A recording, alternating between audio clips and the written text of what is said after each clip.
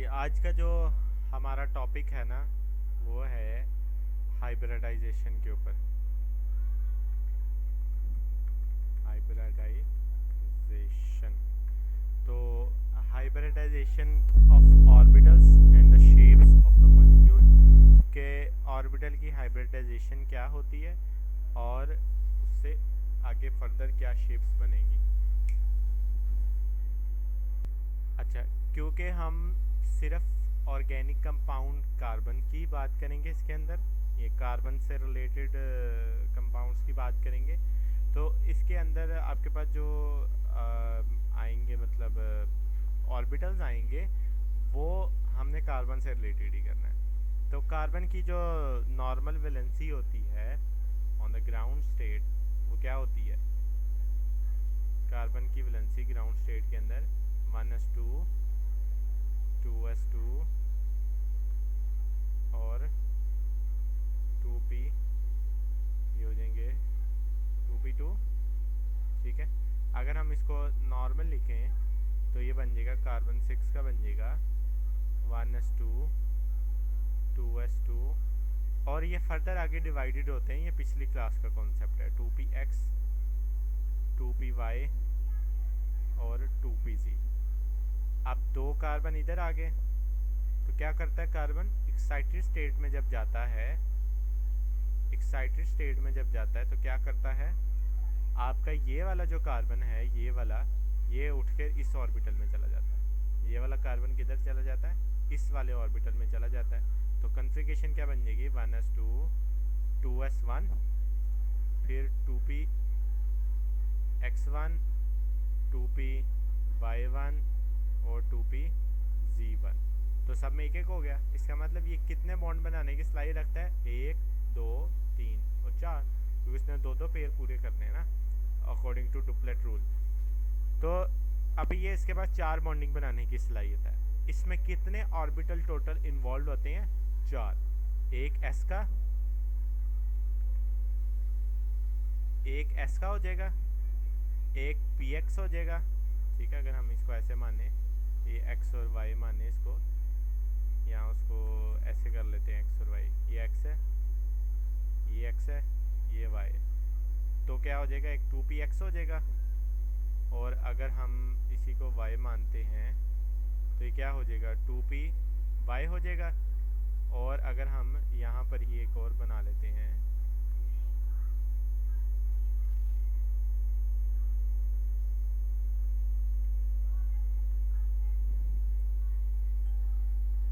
x y और यहाँ पर एक z बना लेते हैं, z एक्सिस है, तो ये 2pz हो जाएगा। ठीक है, तो हमारे पास टोटल नंबर ऑफ ऑर्बिटल जो इन्वॉल्व होते हैं इसके अंदर वो ये 4 होते हैं। ये s वाला हो जाएगा, ये px, ये py और ये pz। तो अब ये ऑर्बिटल आपस में इंटरमिक्स करते हैं और इंटरमिक्स करने से नए ऑर्बिटल बनते हैं which have the same energy. अभी डिफरेंट ऑर्बिटल हैं जिनकी डिफरेंट एनर्जी है और इनसे क्या बनेगा? एक ऐसा ऑर्बिटल नया बनेगा जिसकी सेम एनर्जी होगी। और इसी प्रोसेस जिसके अंदर मुख्तलिफ एटॉमिक ऑर्बिटल मुख्तलिफ एनर्जी के मिक्स होते हैं और नए ऑर्बिटल्स बनते हैं और same energy and same shape, इसको हाइब्रिडाइजेशन कहते हैं। और जो ऑर्बिटल्स हमारे पास नेक्स्ट बनेंगे उसको हम क्या कहेंगे? Hybrid orbital. यहाँ तक क्लियर? तो आगे फर्दर हमारे पास टाइप है हाइब्रिडाइजेशन की, sp3 hybridisation, sp2 hybridisation, sp hybridisation. अब sp3 के अंदर कितने ऑर्बिटल इन्वॉल्व होंगे? 4, s px py और pz। इसके अंदर कितने होंगे? 3, s px py कह लो, मतलब 2 होंगे। py pz भी हो सकता है, px pz भी हो सकता है, मतलब 2 होंगे, एक खाली होगा, एक नहीं होगा।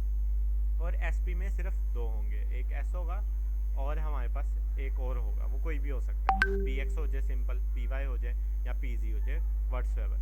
ठीक है, अब हम फर्दर देखते हैं sp3 हाइब्रिडाइजेशन के अंदर हमारे पास क्या होता है। तो sp3 हाइब्रिडाइजेशन उस टाइप ऑफ हाइब्रिडाइजेशन को कहते हैं जिसके अंदर एक s और 3 p ऑर्बिटल आपस में इंटरेक्ट करते हैं, ओवरलैप करते हैं, जिसकी बना पर हमारे पास एक और ऑर्बिटल बनता है sp3, जिसकी एनर्जी सारा कुछ सेम होता है। ये सेम टाइप ऑफ डेफिनेशन आप तीनों में अप्लाई कर सकते हो। sp2 में कहोगे कि एक s और दो p आपस में हाइब्रिडाइजेशन हो रही है उनकी, और इससे एक नया ऑर्बिटल बन रहा है जिसकी एनर्जी सेम हो। इसी तरह sp में कहोगे एक s और एक p बन रहा है। ठीक है, ये सेम आप डेफिनेशन आप हर किसी में अप्लाई कर सकते हो। तो ये आपके अनहाइब्रिड ऑर्बिटल हो जाएंगे, ये अभी किसी से इन्वॉल्व नहीं हो रहे। ये वाले जो ऑर्बिटल हमारे पास हैं ये अनहाइब्रिड ऑर्बिटल इस मौजूद है। तो sp3 के अंदर हमारे पास यही अनहाइब्रिड ऑर्बिटल जब हाइब्रिड ऑर्बिटल में होता है तो होता क्या है, हमारे पास जो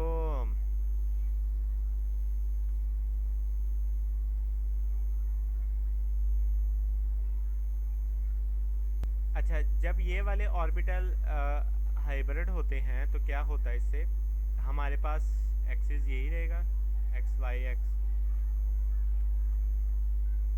वाई और जी, तीन एक्सिस रहेंगे हमारे पास। इसको एक्स मान लो, इसको वाई मान लो, इसको जी मान लो। तो क्योंकि चार और हाइब्रिड ऑर्बिटल्स बनने हैं तो यहाँ पर चार कर लेते हैं।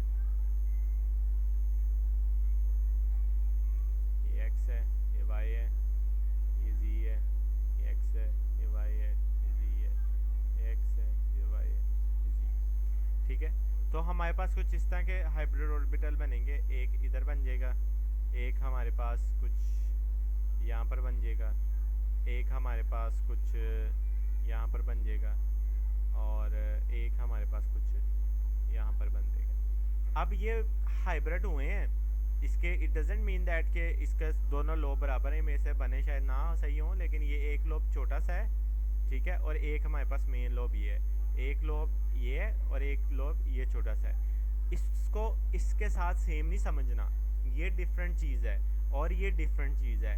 ये हाइब्रिडाइजेशन होने के बाद, नए ऑर्बिटल इंटरमिक्स होने के बाद इस तरह की शक्ल बन रही है। ठीक है, तो हमें याद रखना है कि जब हाइब्रिड होता है तो शक्ल किस तरह की बनती है। जो अनहाइब्रिड होगा उसकी शक्ल इस तरह की रहेगी, वो सेम रहेगा। आप कहोगे ये एक्स एक्सिस में है, वाई में है, जी में है, लेकिन इसमें कोई फर्दर कोई ख़ास किस्म के एक्सिस नज़र नहीं आ रहे। ये तो मतलब वाई से थोड़ा पीछे है, ये तो एक्स और वाई के दरमियान में करके है। ये आफ्टर हाइब्रिडाइजेशन इस तरह की शक्ल बनी। अगर आप इसको इकट्ठे लिखो, इकट्ठे बनाओ इस शेप को, तो ये इस तरह की बनेगी। एक ये हो जाएगा, एक ये हो जाएगा, एक ये हो जाएगा, एक ये, इस तरह की शक्ल बनेगा। अब ये हम छोटे लोब नहीं बनाते ताकि वो खलारा ना पड़ जाए, तो हम इसको इस तरह बना लेते हैं। तो ये हाइब्रिड ऑर्बिटल बनेगा। अब ये एक सिंगल क्या है, sp3 हाइब्रिड ऑर्बिटल है। ठीक है, ये जो हमारे पास ऑर्बिटल बना है ये क्या बना है, sp3 हाइब्रिड ऑर्बिटल। अगर हम इसकी एग्जांपल देखें जैसे CH4 के अंदर, तो क्या होगा, कार्बन ने किस तरह की sp3 बनाना है, इस तरह का शक्ल बनानी है। ये समझ आइए क्या चीज़ है। तो कार्बन ने क्या करना है, इस तरह की शक्ल बनानी है आपके पास। एक ये हो जाएगा, एक ये हो जाएगा, एक ये हो जाएगा, एक ये हो जाएगा। साफ सी बनाते हैं, इधर इधर इधर और ये इधर, इलादा है, ये ओवरलैप नहीं ऐसे करेंगे, मैं इसे गलत में। ये हो गया कार्बन, ये कार्बन है हमारे पास। ठीक है, और यहाँ पर क्योंकि हाइड्रोजन के पास सिर्फ एक हाइड्रोजन के पास एक एस ही होता है, तो ये एक हाइड्रोजन का एक एस आ गया, दूसरे हाइड्रोजन का दूसरा एस, तीसरा एस, और ये चौथा एस आ गया। तो ये हाइड्रोजन लगे हुए हैं इसके साथ। ठीक है, तो ओवरऑल क्या बना रहे हैं, यही CH4 बना रहे हैं। ये इसकी sp3 हाइब्रिडाइजेशन है। अब इसके दरमियान कौन सी बॉन्डिंग है, इसके दरमियान है sp3s ओवरलैप। ये कौन सी बॉन्डिंग है, ये भी sp3s ओवरलैप है। ये कौन सी बॉन्डिंग है, ये भी sp3s ओवरलैप है। ये कौन सी बॉन्डिंग है, ये भी sp3s ओवरलैप है। ठीक है, समझ आइए। अब ये मुकम्मल तौर पर ये जो चीज़ बनी है ये sp3 बना है, तो आप इसको इंडिविजुअली sp3 लोगे।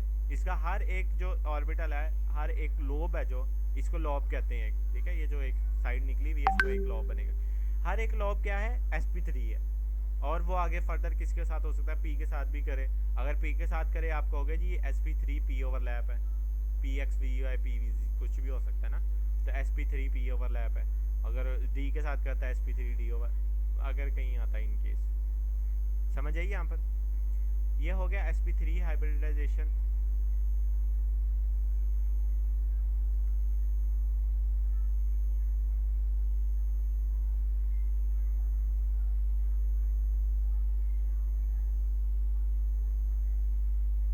उसके बाद आता है हमारे पास sp2 हाइब्रिडाइजेशन। ये क्या चीज़ है और ये कैसे आपके पास इंटरेक्ट करता है। इसके अंदर भी यही होगा हमारे पास कि अब इसके अंदर जो ऑर्बिटल इन्वॉल्व हैं, एक तो s हो गया, एक x कह लो, एक आप कह लो x वाला इन्वॉल्व हो गया, और एक हमारे पास मिसाल के तौर पे y इन्वॉल्व हो गया। अगर आप यहाँ पर एक्सिस बनाओ, ये x मान लो, ये y मान लो, ये z बना लो, एक्सिस बनाओ, ज़रा सीधे पता नहीं बन रहे मेरे से,